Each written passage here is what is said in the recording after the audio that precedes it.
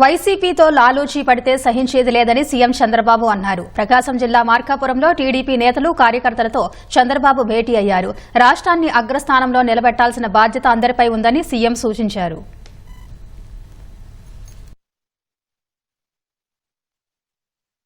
Party ఏదనుకుంటే అది చేయడం ఇక్కడుండే నాయకత్వం కూడా గుర్తుపెట్టుకోవాల్సిన అవసరం ఉంది. అందరం గుర్తుపెట్టుకోవాల్సిన అవసరం ఉంది.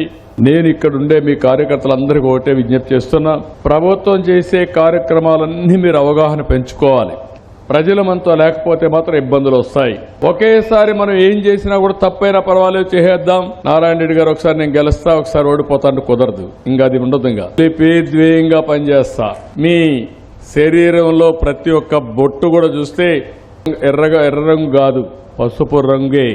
అక్కడ కొంతమంది నాయకులు వైఎస్ఆర్ కాంగ్రెస్ నాయకులతో లాలూచీ పడ్డారు. నేను ఆ విషయమే చెప్పాను. లాలూచీ పడి రాజకీయాలు చేస్తే మాత్రం సహించనంటే నేను పొజిషన్స్ ఏమి ఇవ్వాలి అవన్నీ కూడా వర్కౌట్ చేస్తున్నాం. వీళ్ళని తొందరలో పొజిషన్స్ అన్ని కంప్లీట్ చేస్తాం. 2 years పొజిషన్స్ ఉంటాయి.